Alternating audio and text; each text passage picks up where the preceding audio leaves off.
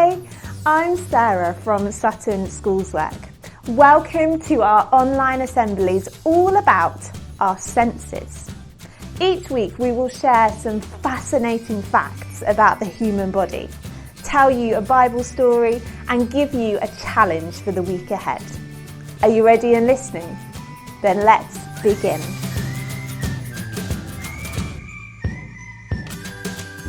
Today's assembly is about our sense of smell.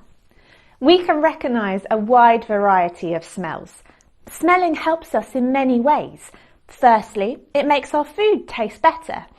It can also warn us about bad things, such as rotten food or smoke when there's a fire. So let's start with a game. I'm going to show you two objects. Which do you think has a stronger smell? Sliced onion or sliced apple?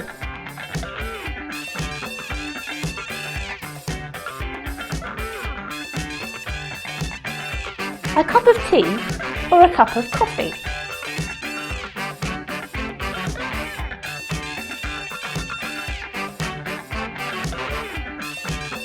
Clean socks or dirty socks?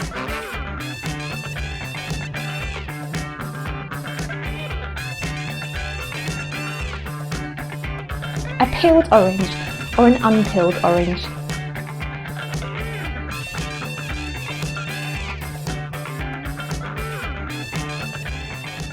Let's hear some fascinating facts.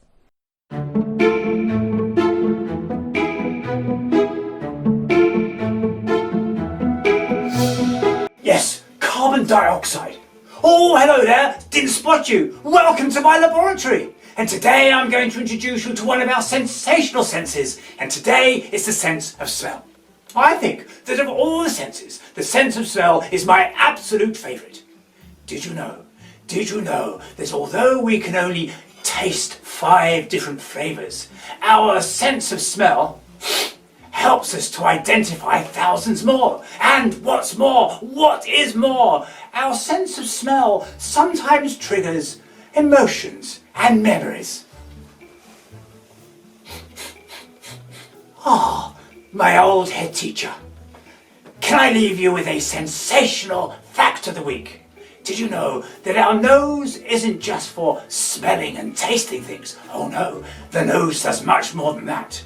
As we breathe things in, tiny little hairs in our nose trap pollen and dust particles and stop them going into our lungs. And also, the nose warms up the air before it travels into the lungs.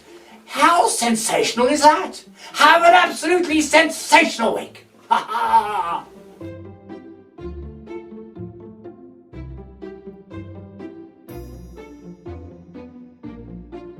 Today's Bible story is about a lady who had a big jar of strong smelling perfume. Let's find out what happened.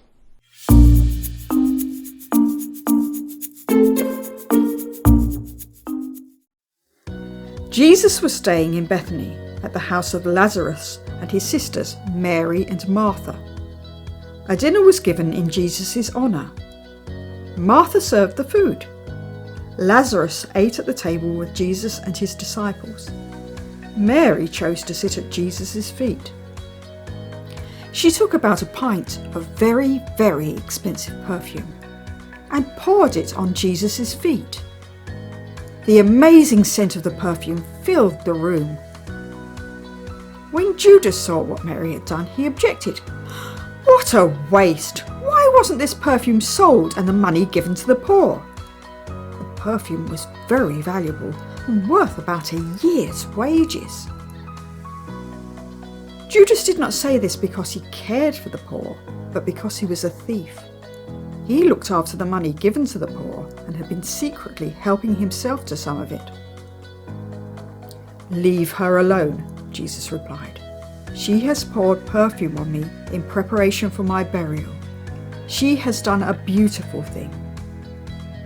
"You will always have the poor among you," Jesus continued, "but you will not always have me. Listen to this. Wherever the gospel is preached throughout the world, What she has done will be told in memory of her. Question time.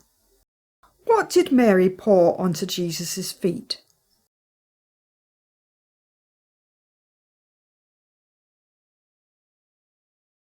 Why was Judas cross with Mary?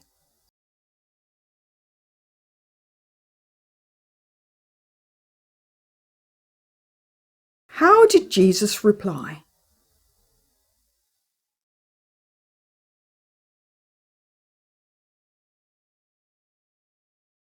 Mary realised how important Jesus was. She knew that nothing was too precious to give to him. She took a large bottle of expensive perfume, broke it, and poured it over Jesus' feet. It was a sign of Mary's devotion to Jesus, and also a sign that Jesus would soon die and be buried. Christians believe that human beings are created by God in his image. The Bible says, "So God created human beings in his image. In the image of God, he created them." Your challenge for this week. Can you play a game of Guess the Smell with a family member at home? Wear a blindfold and try to identify different foods by their smell. Thank you for watching. See you next time for our last assembly on our senses. Bye!